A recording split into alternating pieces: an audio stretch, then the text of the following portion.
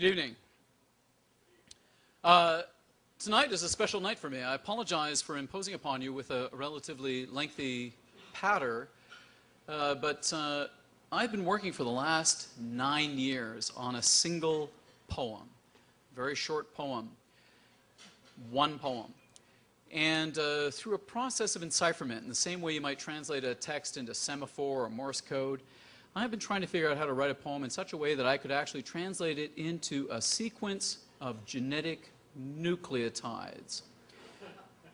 That I would translate my poem into a gene sequence, and with the assistance of a laboratory, I would actually build that gene in a lab and implant it into a bacterium, replacing part of its genetic code with my poem, so that the organism would in fact become the living embodiment of my text. That organism would in fact be my poem. Now, I would write this poem in such a way that it would in fact cause the organism to interpret my poem as a set of instructions for producing a protein. That's what genetic codes do. I would actually cause that organism to respond to my poem by forcing it to produce a protein which, according to my original chemical cipher, would be itself yet another poem. I'm effectively trying to genetically engineer an organism so that it would not only be an archive for storing my poem, it would in fact become a machine for writing a poem in response.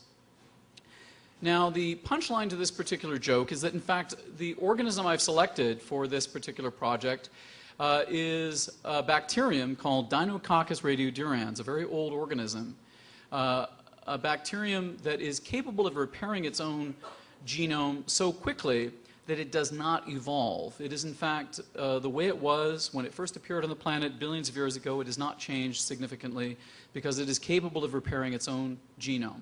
Consequently, it makes a very durable archive for storing a poem. Moreover, this organism is capable of surviving in all kinds of extremes of environmental duress. It can survive extremes of heat and cold and desiccation. You can scorch it, freeze it, dry it out, and it will continue to live. You can expose it to the open vacuum of outer space, and the organism continues to live. You can even blast it with 1,000 times the dosage of gamma radiation that would instantly kill a human being, and it continues to live. This organism is considered one of the most unkillable bacteria on the planet.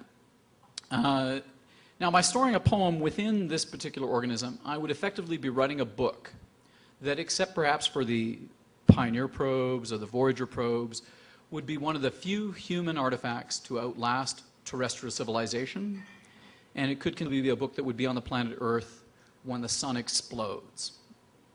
Now, I've been working on this project for the last 9 years to actually genetically engineer an organism to become a poet. And I've done all of this project on my own recognizance. I've done all the genetic engineering and proteomic engineering without scientific consultation, and have nevertheless managed today to actually dramatize that it works. Today I found out from the laboratory that my test runs on the organism E. coli work, that this genetically engineered poem will actually cause an organism to write a poem in response. And the poem I've written is actually designed to cause it to fluoresce red in the dark. My poem will actually cause it to glow red in the dark. And the poem actually talks about the fact that it can actually cause an organism to fluoresce red in the dark. Now, I've just today discovered that it works. And this was my first test run. After 9 years of work, I've made a big milestone. So I just wanted to acknowledge today that this is my big moment to announce that I've managed to accomplish this crazy feat.